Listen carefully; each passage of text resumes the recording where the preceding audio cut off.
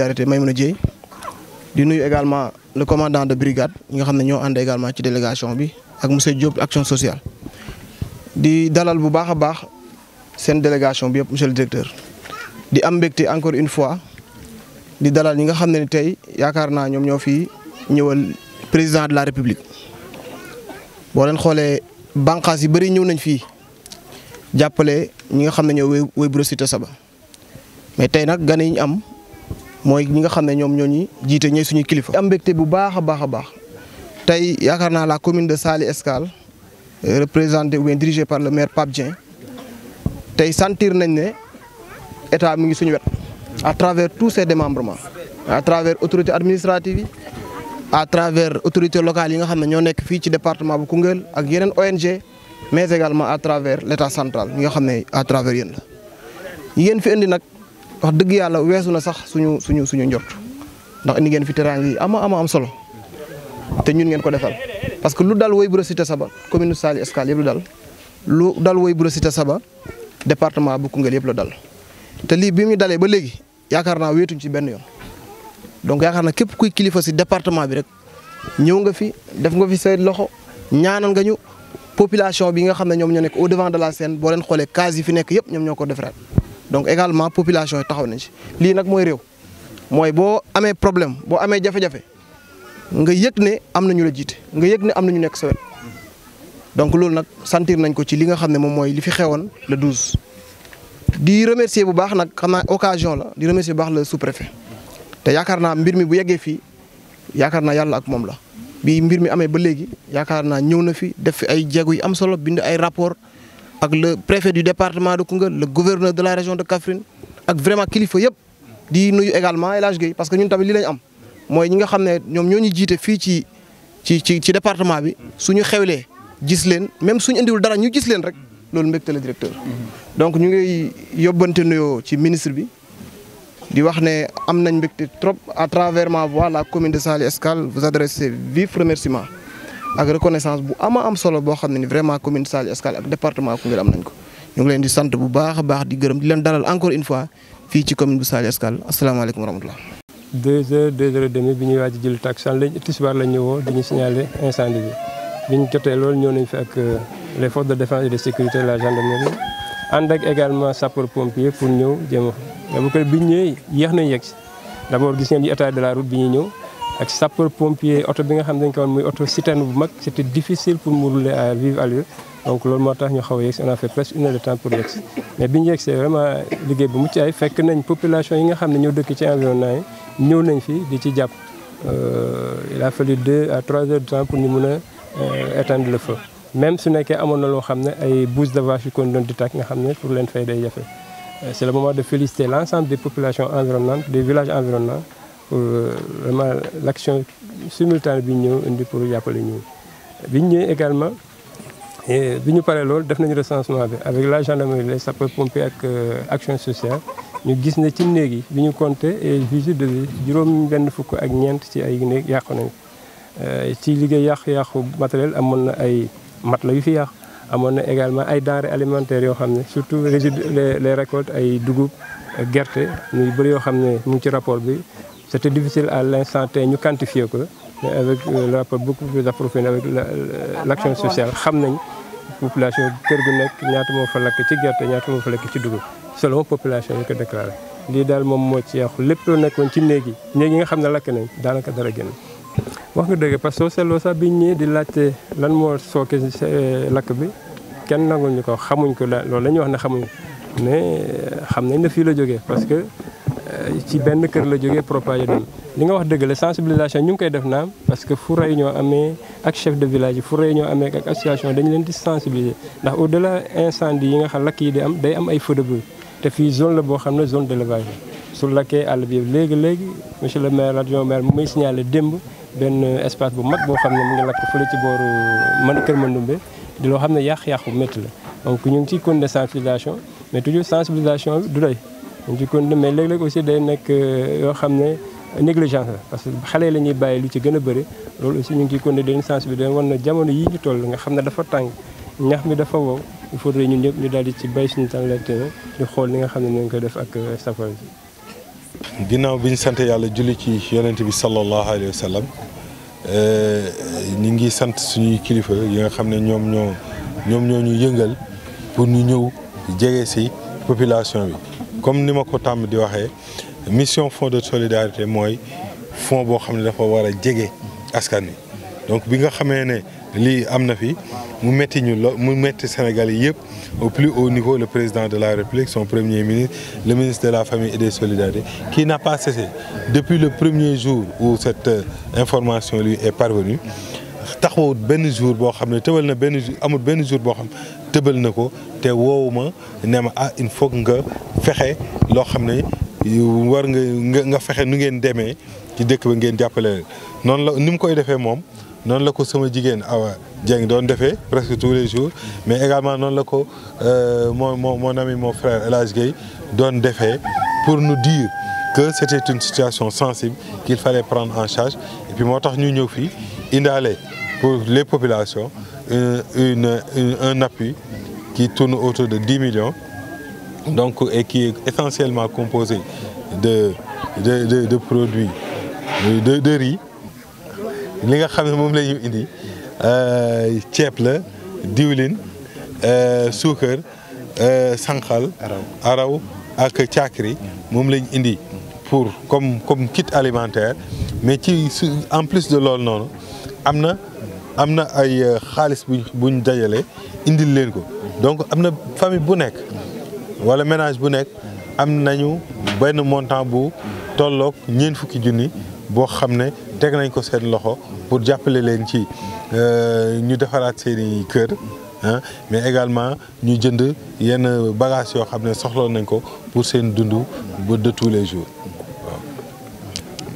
waaw dañ lay sant di la gërëm waaye tamit nga may ñu sant le directeur général du Fonds national de la solidarité Baydi Niang ci taxawaayam ak liggéey bi nga xam ne mu ngi koy def ci biir réew mi waaye bu ñu ko santee mooy sant nañ le premier ministre Ousmane Sonko sant nañ le président de la République Bassirou Diomaye Diakhar Faye waaye sant nañ également son ministre de tutelle qui est Soxna Maymouna Dièye ñi nga xam ne wax dëgg yàlla saa su ne ñu ngi def seen kéem kattan pour lépp loo xam ne Sénégalais ñu ngi koy tawat ci ndimbal ñu mën ko yeggali ndax lii bi mu amee ñun ñu sàkku woon ñi nga xamante ne ñuy autorité administrative yi nekk saytu ko def rapport jébbal leen ko def nañu ko bañ ko defet ñun ñu topp leen ci wax dëgg yàlla ñëw nañ andi ndimbal lu mucc ayib kon dañ leen di sant di leen gërëm bu baax a baax su ma àddoo ci laaj bi nag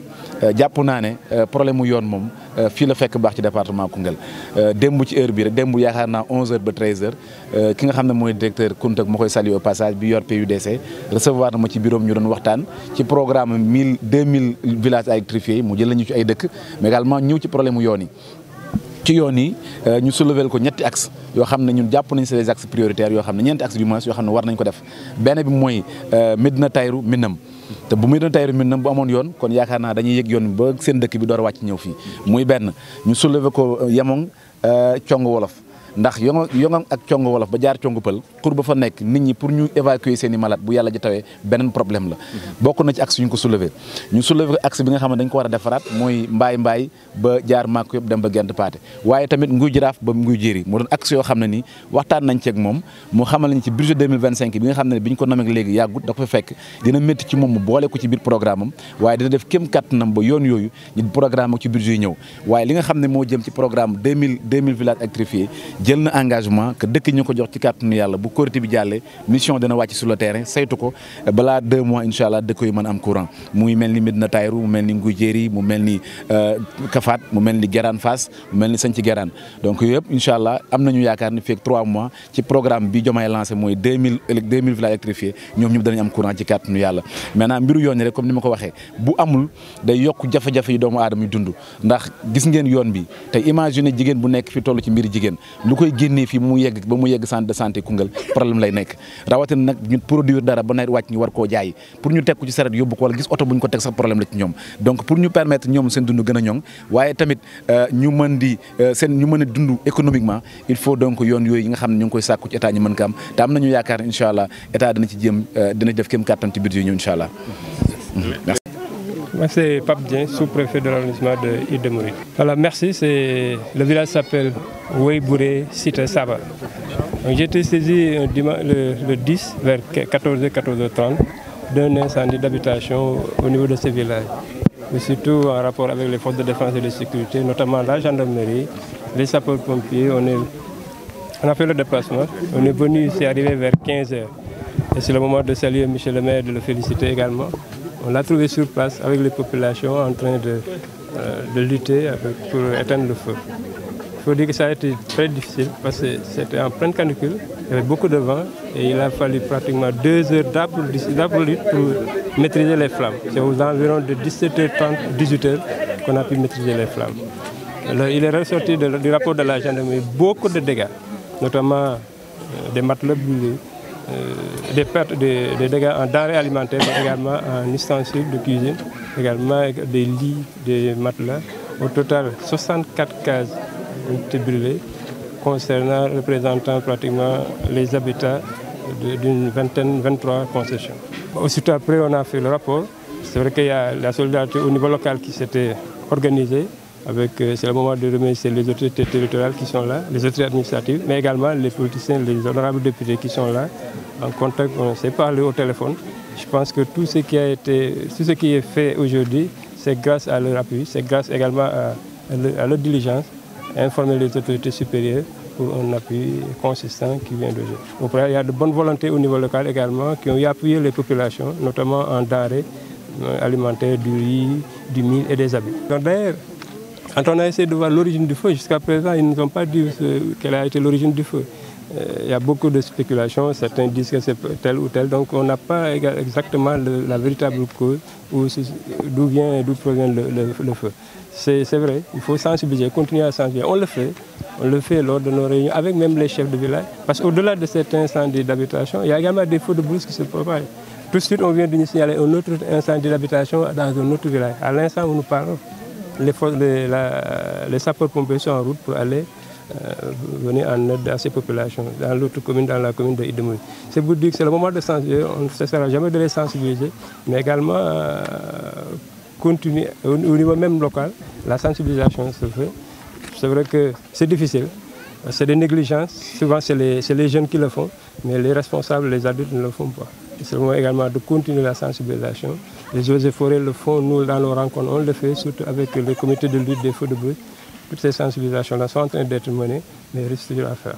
Je pense que dans les missions du Fonds de solidarité nationale, il y a la réponse aux chocs.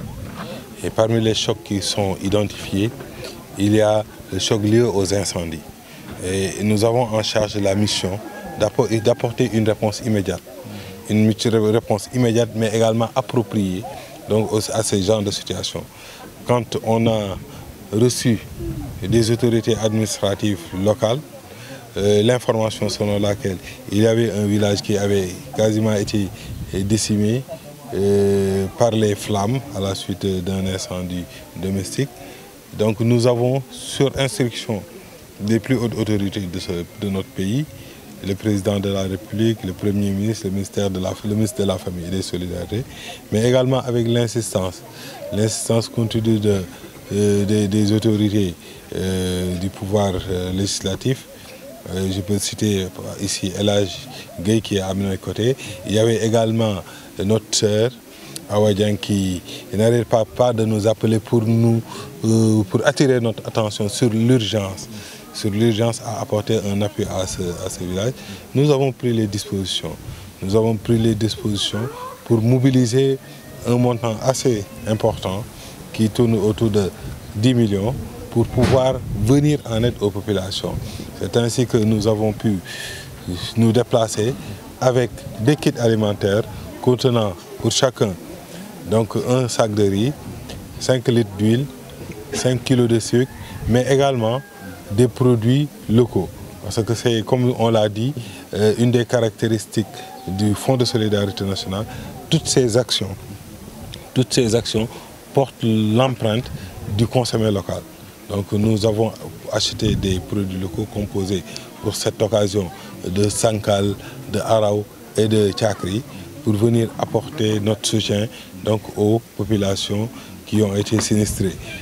En plus de cet appui en kit alimentaire, un montant de 200 000 a été mobilisé par ménage pour pouvoir les aider à prendre les dispositions nécessaires pour la reconstruction de leur de leur maison, mais également pour acheter certains éléments nécessaires à leur survie donc au quotidien.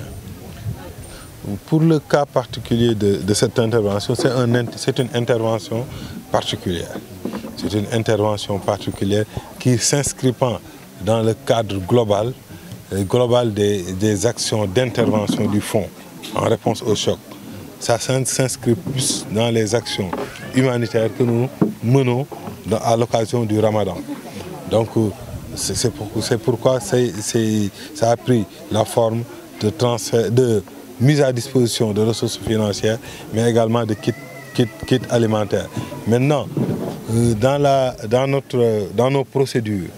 pour aider les familles touchées par les ménages touchés par les incendies, les chocs incendies, il y a des transferts financiers qui sont effectués. En sus de ce qu'ils viennent de recevoir dans le cadre de nos actions humanitaires au courant du Ramadan, ils vont recevoir des transferts financiers comme tous les autres ménages qui ont été touchés par les incendies à travers le territoire national. Je m'appelle El Hadj Gueye, je suis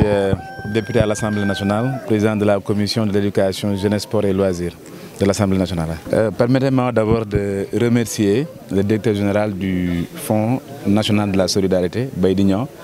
de remercier également le ministre de la Famille, Maïmouna Dièye, de remercier le président de la République et son Premier ministre qui ont bien voulu vraiment prendre toutes les dispositions nécessaires pour répondre donc à l'appel des autorités du département de Koungheul que nous sommes,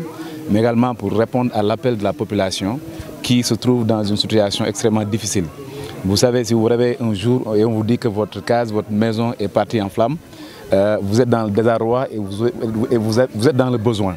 Et dans ce besoin-là, l'État a pu faire un geste extrêmement important avec des kits de denrées alimentaires et avec aussi des enveloppes financières. C'est le moment de remercier le directeur général, de remercier également le président de la République vraiment d'avoir voulu avoir donc cette contribution ô combien importante. Et venir également sur les difficultés liées donc à l'accès dans ce département de Koungheul. Je pense qu'hier, de 11h à 13h, on était avec le coordinateur national du PUDC, que je salue au passage, qui m'a reçu dans son bureau et qui a donc recueilli les doléances que nous avons par rapport donc aux routes, aux axes routiers dans le département de Koungheul. Et je pense, et je lui ai soumis donc les demandes, surtout la route qui va de Médina Taïrou, c'est-à-dire à la sortie de Koungheul, Médina Taïrou à Minam. Si ces routes-là est arrivée si cette route est construite, je pense que ce serait moins difficile donc de venir à Keur Farang. Donc on lui a soumis cet axe routier-là de Médina Taïrou à Minam. On lui a soumis également la route qui va de Yamong à Thiongapel. On lui a soumis également la route à refaire qui va de Mbaye Mbaye